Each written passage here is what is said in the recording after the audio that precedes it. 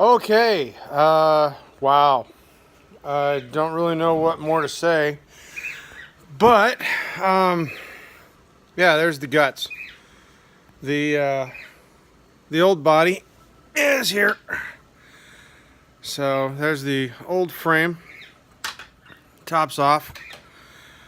I've got the GPS and that shroud that I told you guys out in place. I have all four engines mounted where they were originally on the drone.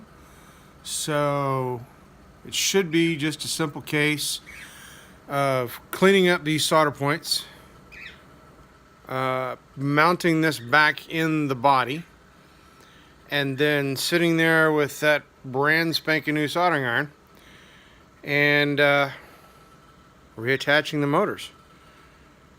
After that, I'll put the bottom back on and excuse me, I'm gonna shake my hands. I don't have the gimbal or the Steadicam in here with me. I'm just too busy digging on this thing. So this is the Phantom 4. This is like the brains. I mean, this is like the whole shooting match right here. It all comes out as one piece. So once I get this cleaned up, because the solder, when you're soldering on the sideways, it's you get messed up, you know. So I got to clean that up a little bit, take some of that old solder off. We got a brand new case of solder to use to put it back on again. Hello, glad to see the grumpy vlogger joining. I think I saw somebody else pop up a chat, but yeah. So once again, that's the old body, and this is the new body. And what's really nice is that, you know, all the engines. If I can stop, man, my hands are shaking. Sorry, guys. Normally I use my little steady thingy, and I didn't use it tonight. I didn't use it on this one because I'm sort of in a hurry. Well, not in a hurry, but I just don't like leaving the drone like this. So, but aside from that, the other thing that, you know, these are the LEDs that go to each arm. I had to shave the plastic posts on the arms to get them off. They actually are more permanently mounted. And then once I put them on the new body, I've actually got to take the soldering iron and melt the plastic a little bit so that it flattens out and keeps them in place.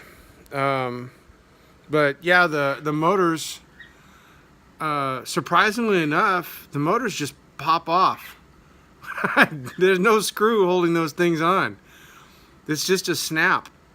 Once you take the 3 screws out of the base that are in the bottom of the, I guess the bottom of the frame, they just fall off. It's crazy. So, but like I said, all the engines are exactly, I mean, I took them off one at a time, and as I took each one off, trying to keep the 3-year-old from helping would make me shake too. No, I got that kid asleep. He is asleep. Now, right now, it's just that, you know, that the gimbal's in the other room, and I didn't want to lose pace, but I also wanted to give you guys an update as to where it's at. So I figure in a couple of hours, I should have this back in that frame.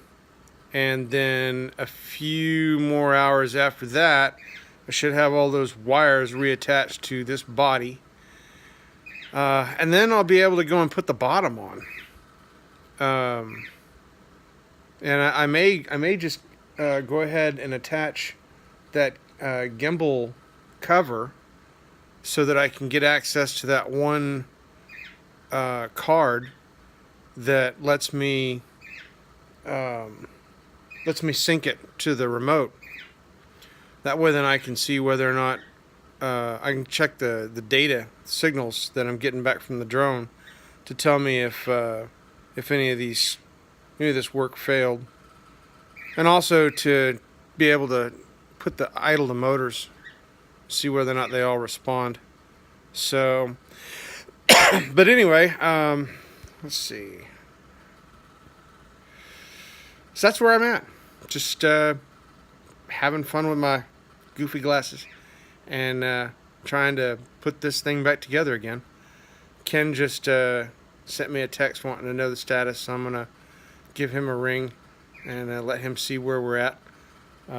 Hopefully he won't freak out that I got it all over a table. Okay.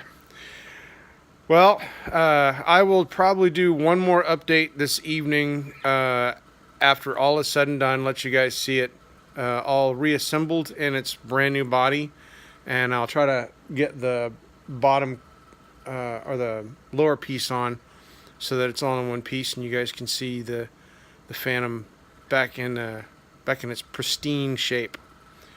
So, other than that, time for me to get back to soldering. You guys have yourself a good evening, and catch me on the next update. Bye.